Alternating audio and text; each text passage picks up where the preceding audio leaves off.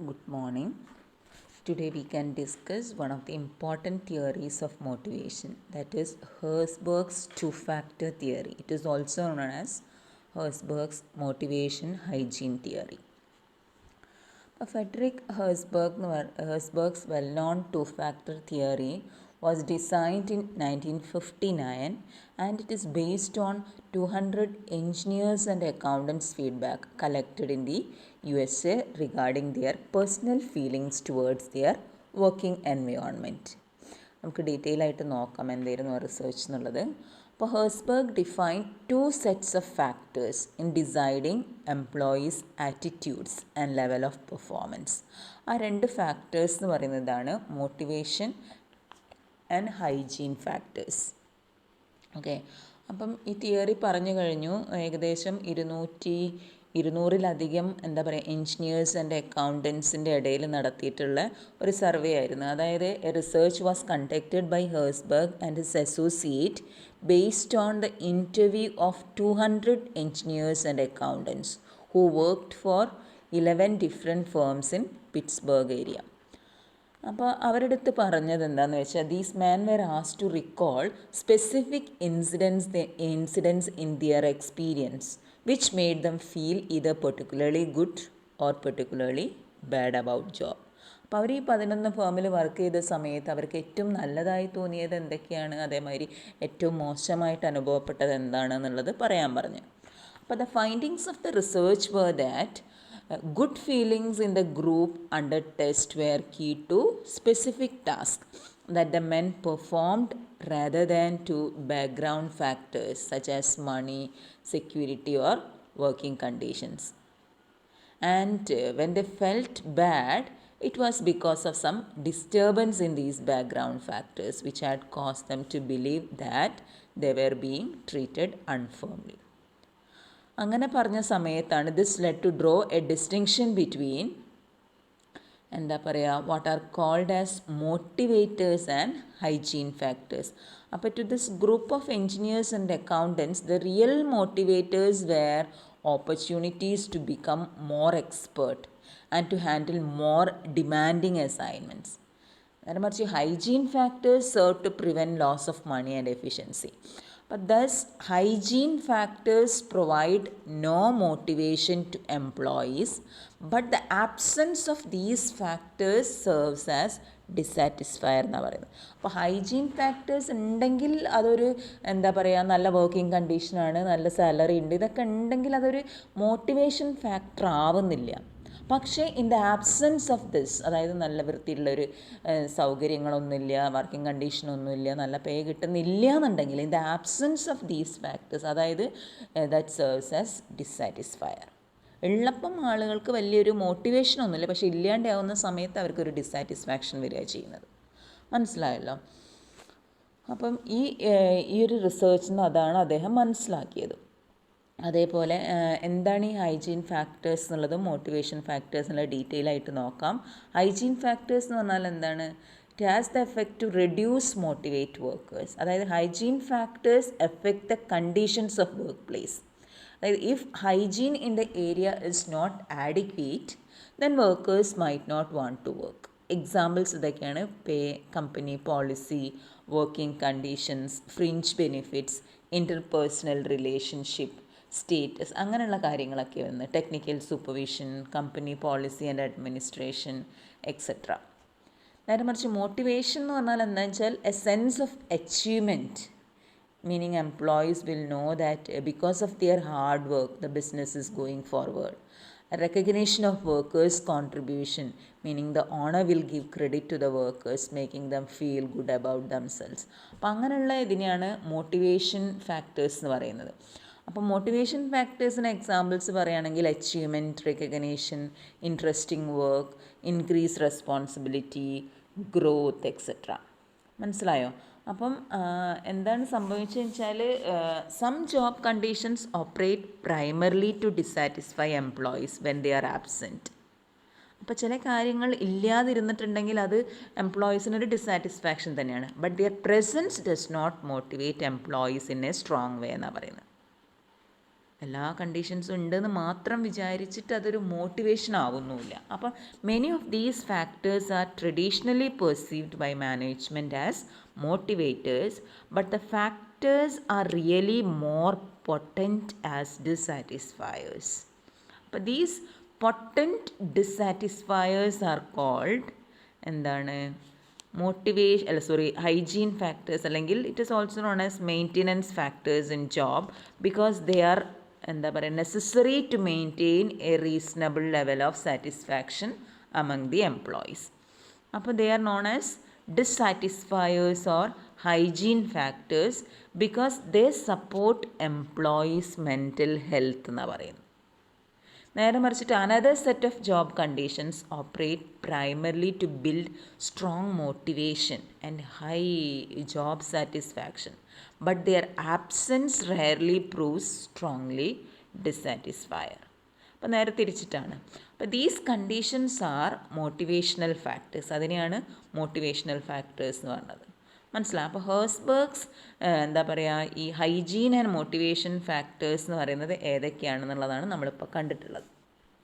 Okay, അപ്പോൾ ഈ to factor theory States that there are certain factors in the workplace that cause job satisfaction, while a separate set of factors cause dissatisfaction. മനസ്സിലായോ? അതായത് Herzberg's factors hygiene factors include ഏതൊക്കെയാണ്? Wages, fringe benefits, physical conditions and overall company policy and administration. അപ്പോൾ the presence of these factors at a satisfactory level prevents jobs dissatisfaction എന്നാണ് പറയുന്നത്. But they do not provide motivation to the employees. മനസ്സിലാവുന്നുണ്ടോ? So they are not considered as motivational factors.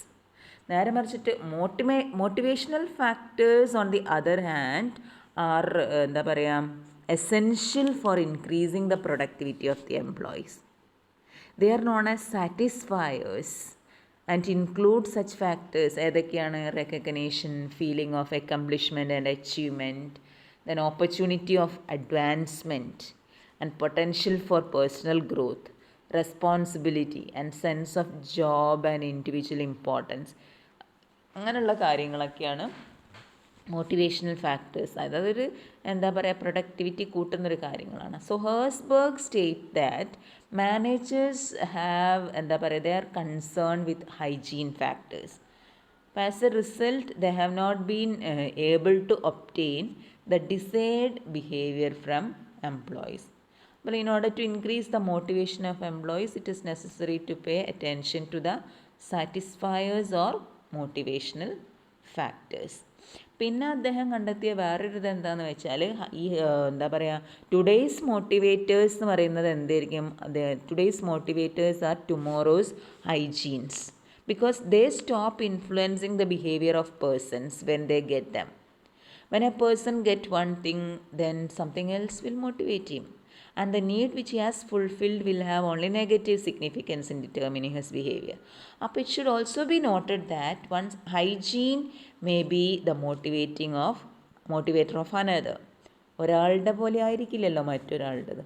അപ്പം for example, it is likely that workers in under developed societies will designate some of the maintenance factors as motivators. അതായത് ഈ hygiene factors അവർക്ക് motivators ആവാം, because their primary needs have not been fulfilled and they continue to be motivated by these factors. മനസ്സിലായോ? അപ്പോൾ ഈ രണ്ട് അസംഷൻ്റെ മുകളിലാണ് ഈ ഹേഴ്സ്ബർഗ്സ് ടു ഫാക്ടർ തിയറിൻ്റെ നിലനിൽപ്പ്. എന്തൊക്കെയാണ് ഈ ടു അസംഷൻസ് എന്ന് വെച്ചാൽ, being satisfied with once job is equivalent to being motivated. അതായത് ഒരു സാറ്റിസ്ഫൈഡ് വർക്കർ എന്ന് പറയുന്നത് എന്താണ്? He is a motivated worker എന്നാണ്. അപ്പോൾ job satisfaction and dissatisfaction are separate concept with unique determinants based on work with accountants and engineers. അപ്പോൾ satisfaction which is mostly affected by the motivator factors, അതായത് motivation factors help increase the satisfaction, but are in that effective on dissatisfaction. നേരെ മറിച്ച് dissatisfaction എന്ന് പറഞ്ഞിട്ടുണ്ടെങ്കിൽ it is the result of the hygiene factors.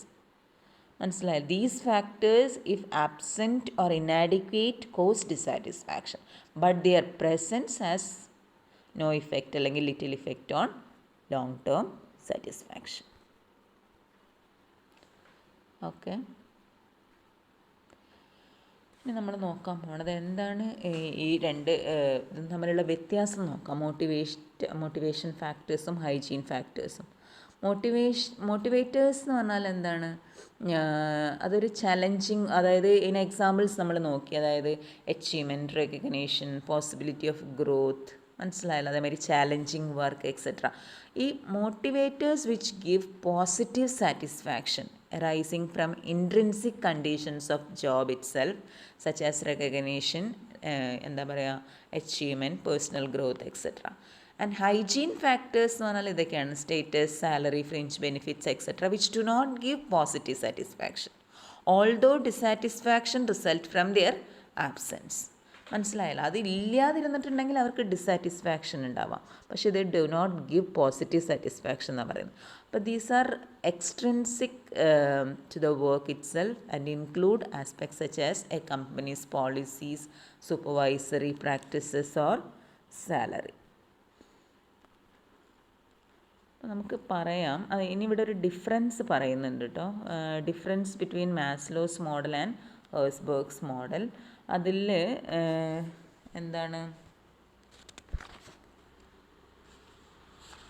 Maslow's theory help to identify needs and motives എന്നാണ് പറയുന്നത്. ഏതൊക്കെയാണ് പലതരത്തിലുള്ള needs ഏതാ, motives ഏതാണെന്നാണ് ഹേഴ്സ്ബർഗ് അനലൈസ് ചെയ്തത്. മാസ്ലോ.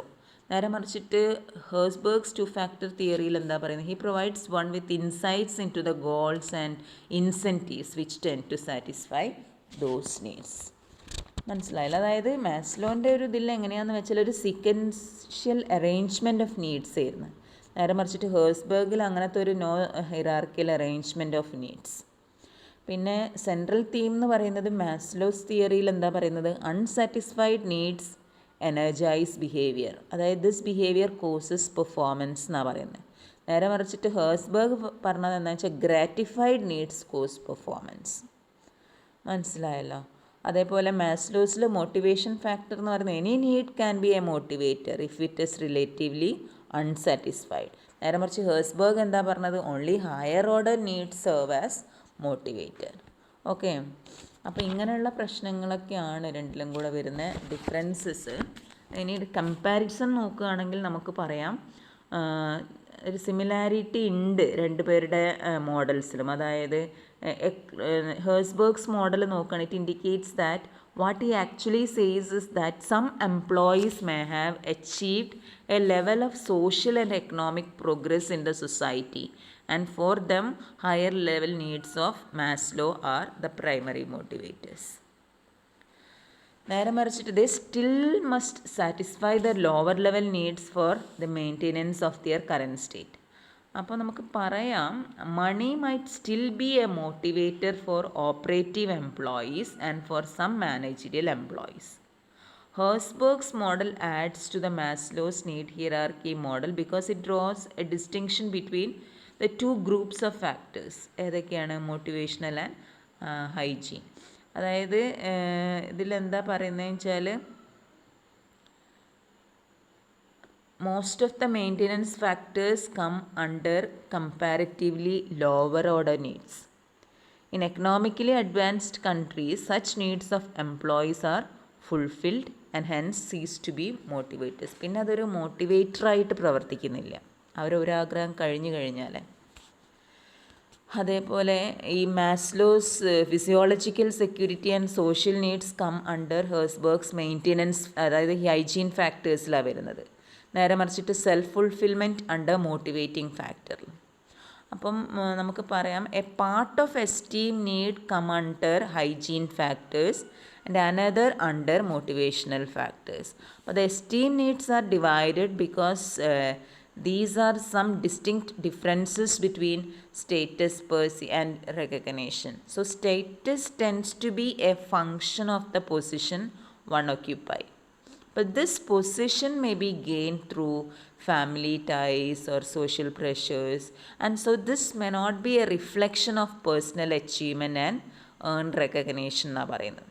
അപ്പോൾ recognition is gain through competence and achievement. അതായത് അംഗീകാരം കിട്ടണമെന്നുണ്ടെങ്കിൽ എന്താണ്? It is gain through competence and achievement. So it is earned and granted by others.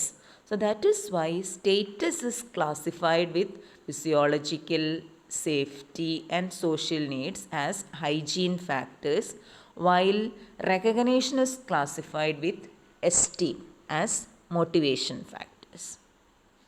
അപ്പോൾ ഈ തിയറിയും എന്താ പറയുക, നമുക്ക് പറയാം ഇറ്റ് ഈസ് വൈഡ്ലി റെഡ് എന്ന് പറയാം. പക്ഷേ it has some criticisms also. അതായത് Herzberg's theory provides an insight into task of motivation by drawing attention to the importance of job factors which are often overlooked. അതേപോലെ ഇതിൽ കൂടുതൽ കൊടുത്തിരിക്കുന്ന it shows the value of job enrichment in motivation. അപ്പം ചില എന്താ പറയുക, ഈ Herzberg's theory has not gone unchallenged എന്നാണ് പറയുന്നത്. എന്തൊക്കെയാണ് ക്രിറ്റിസിസംസ് നോക്കാം. ഒന്നാമത് പറയുന്നത്, Herzberg's drew conclusions from a limited experiment covering engineers and accountants. അദ്ദേഹത്തിൻ്റെ ഈ തിയറി ബേസ് ചെയ്തിരിക്കുന്നത് 200-ലധികം വരുന്ന എൻജിനീയേഴ്സിൻ്റെയും അക്കൗണ്ടൻസിനെയും ബേസ് ചെയ്തും കൊണ്ടാണ്. അപ്പോൾ ഈ എൻജിനീയേഴ്സ് ആൻഡ് അക്കൗണ്ടൻസ് എന്ന് പറയുന്നത് they are professionals and they may like responsibility and challenging jobs. But the general body of workers എന്ന് പറയുന്നത് they are motivated by pay and other benefits എന്നാണ് പറയുന്നത്. മനസ്സിലായല്ലോ? അപ്പം ഇറ്റ് ഈസ് ക്രിറ്റിസൈസ്ഡ് എങ്ങനെയാണ്? For its partial view of job satisfaction. Then വേറൊരു ഇതിൽ പറയുന്നത് എന്താണെന്ന് വെച്ചാൽ, the interviews were asked to report exceptionally good or exceptionally bad moments. അതാണ് അവരോട് ആവശ്യപ്പെട്ടത് അവരുടെ എന്താ പറയുക ഈ റിസർച്ചിൽ. അപ്പോൾ this methodology is defective because there is a common bias among human beings to take more credit for good things and put the blame on others for bad things. അതും ഒരു ക്രിറ്റിസിസമായിട്ട് പറഞ്ഞിട്ടുണ്ട്. Then one more thing is he gave too much emphasis on job enrichment. But job enrichment is not the only answer. അതായത് of the job satisfaction of the workers are also important. അപ്പോൾ Herzberg did not attach much importance to pay, status or interpersonal relationship which are generally held as important contents of satisfaction. മനസ്സിലായോ? അപ്പോൾ ഈ Herzberg completely ignored situational variables in the study. അതേപോലെ he aims to draw relationship between satisfaction and productivity, but in the study only satisfaction is measured ignoring productivity എന്നാണ് പറയുന്നത്. മനസ്സിലായല്ലോ? അപ്പം Herzberg's theory argues that the two factor result is observed because it is natural for people to take credit for satisfaction and to blame dissatisfaction on others or on external factors. പിന്നെ ഒന്ന് പറയുകയാണെങ്കിൽ job satisfaction does not necessarily imply a high level of motivation or productivity. Then അതായത് ഇത്രയും നോക്കി വെക്കുക നിങ്ങൾ. എന്താണ് Herzberg's two factor theory? ആ ടു ഫാക്ടേഴ്സ് ഏതൊക്കെയാണ്? ഹൈജീൻ ഫാക്ടേഴ്സ് ഏതൊക്കെയാണ്? മോട്ടിവേഷണൽ ഫാക്ടേഴ്സ് ഏതെല്ലാമാണെന്നുള്ളത് നോക്കി വെക്കുക. Thank U.